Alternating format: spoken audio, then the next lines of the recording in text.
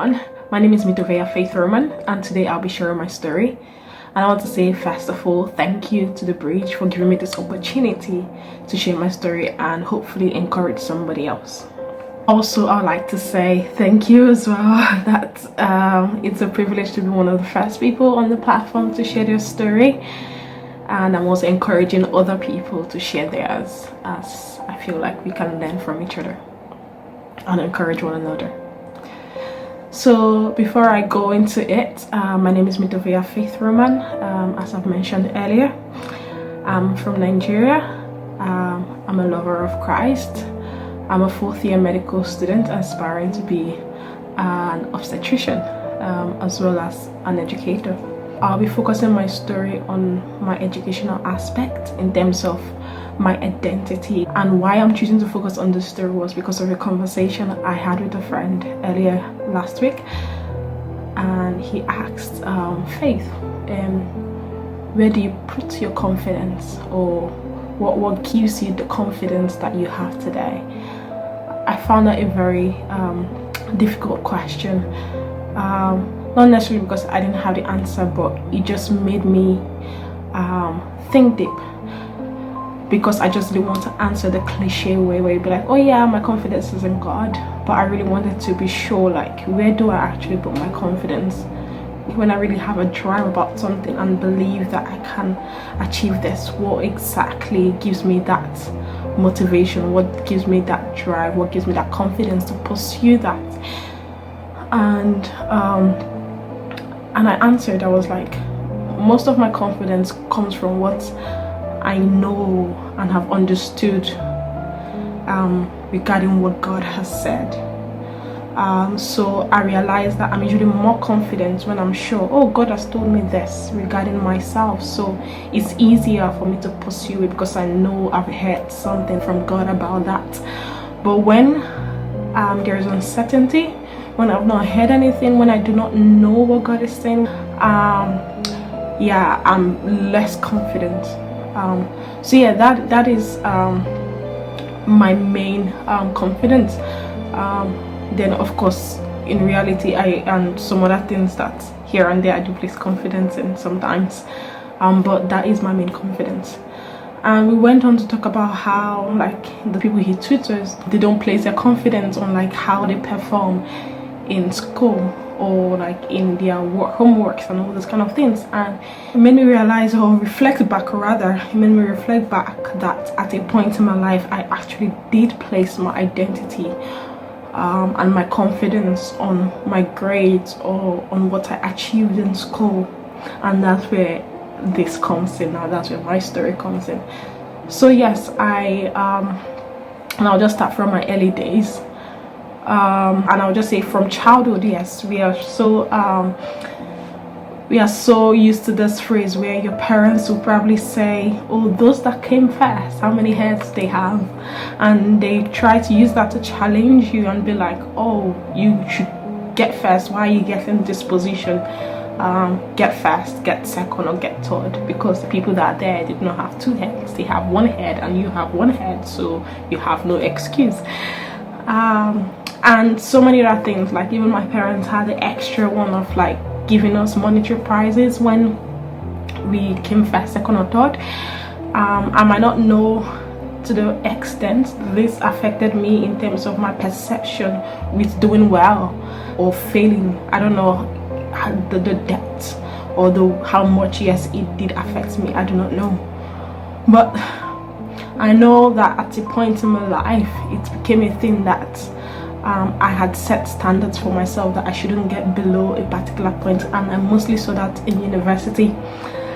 So during my first degree, I would set standards like grades and these grades were not necessarily like, they were not even low grades, that's the thing. They were high standards I set for myself and ensured that I attained them, or like I did better than that, and anything below that was failure for me. So I had a time, I think that was in my second year, where I did get below what I wanted, and that was really sad. That actually really affected me. And the thing is that I had not realized how much I had put my worth, my identity on my grades until that happened. I knew how down I felt. I knew it even took me a long while to recover, like 2 months, 3 months. I was still waiting regards this one particular issue. I mean, now it doesn't make sense why I would feel so distraught for something that I didn't even fail, but I just felt like I didn't meet expectation, or I didn't meet standards that I even set for myself. And I remember in those moments, you know, sometimes you start feeling like, oh, maybe I'm not good enough. I tried my best and I didn't get it, so I'm not good enough. I'm not smart enough. And comparison also sometimes comes as well, and you feel like, oh, this person did it, oh, they are better than me, oh, they are smarter than me, oh, this and that. So of course your thoughts begins to go into turmoil, like go through like so many thoughts. But yeah, so that was what happened. And I even remember at that time I was even like having issues with God, because I was like, why would I get this? Why would I get this?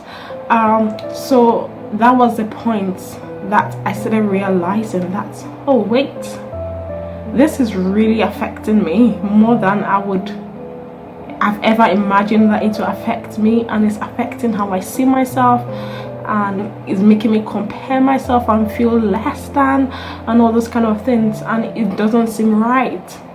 So God started teaching me at that point in my life that I cannot put my identity on my grades or what I get. I am not a failure because I failed. No, it doesn't make me, or it doesn't define me. I had to learn at that point in my life to begin to deal with failures, to begin to deal with times where I really want something and I don't get it, and know how to walk through those seasons, and know how to still carry myself up high, even though I know that I have failed. That was definitely a learning experience for me, and I'm glad I did learn it, because at a later point in my life, when I started applying to medicine, because then I was in biomedical science, I got rejections, and it was different this time because I handled it differently. Although at the point, I wouldn't lie, at the point, especially when after I got a rejection, yes, I finally got accepted into medicine through a later application that I made, so that there was a bit of resilience there. However, I entered that medical program through clearance, and I knew that impacted me again. Like, it just wants to take you back to that place of feeling like a failure. It's kind of like, hey, everybody got in and so on. You got in through clearance, you got in just at the nick of time, and all this stuff begins to play in your head again. But I had to remind myself, you know what, it's okay, I still got in at the end of the day, and the quota for international students is even very narrow, so the fact I got in, it's enough. And even though, let me say, I didn't get in, it's still fine. I mean, I can still choose to persist again, or choose to find something else to do. So I think that's what I had to learn to gain that positive mindset even in failure, because now I find myself like I've failed so many times, and I've also succeeded so many times as well. So for example, yes, I did get into medicine via clearance, but the same person that went into medicine through clearance was the same person that also got the best results in my first year as an international student. I was the best international student as per academic performance. So you see these two things, and it's just like, okay. And I even got another award during my second year again. So yes, I've had my failures, I've had my successes, but I do not allow these to define me and be like, oh, when I'm successful, oh girl, you're smart, and when I fail, oh well, you're very dull, you're stupid, or you don't really know much, and all those kind of things. No, I can't do that to myself. In this life, even the most successful people have failed, so I can't keep putting my identity or defining myself by what I achieve. And aside for grades, is also not defining myself by how I behave sometimes, because yeah, sometimes you can just say things that it's kind of like, girl, that was not nice, or that was not smart, and that sounded stupid. But doesn't mean I'm a stupid person, or doesn't mean I'm not a smart person. So how do I define myself now? Not by my degree, not by my behavior, not by the way I speak.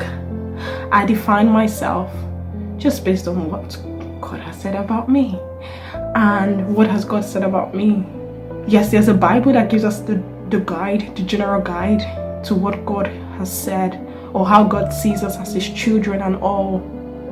But with your personal relationship with God, you begin to also have that personal experience of what God has said about you and how God thinks about you.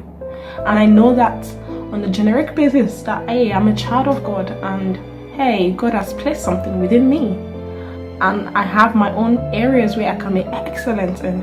Besides that, I also have the personal understanding of how God sees me and what he wants me to do. So with all these things, it gives me that confidence in what I'm doing, because I know that he is actually backing me. I'm not by myself doing this.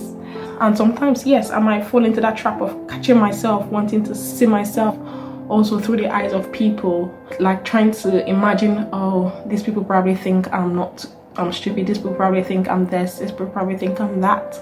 Sometimes I catch myself wanting to fall into that, and I'm like, no. I call myself back. I always stop myself from ever seeing myself through somebody's eyes. I never, because I can't. Human beings change. 1 minute they can be all wow about you, and the next minute it might not be the same. And also, like, human beings can only see to a limit or to an extent. They don't know everything about you as much as God knows about you. They can only see a limit. So anyways, I don't see myself through the eyes of people. I see myself through the eyes of God. I make that conscious effort to remind myself, or go back to God and be like, oh, God, what do you say about me again? God, this, what should I do? That kind of stuff. And that has really helped me to live a happier life. So this is me just encouraging anybody that is struggling with the identity in particular, and it might not necessarily be identity based on your performance. It can be identity in any other area, even in terms of like your looks. I've had a struggle as well, or in terms of any other thing, or in terms of like your relationships, the friends that you have, the number of friends you have. If you've put your identity on those kind of things, I just want to encourage you that there is a more constant person. He thinks the world about you, and he is constant about what he says about you. I just want you to learn for yourself what he thinks about you and hold on to that. Thank you very much. This is my story.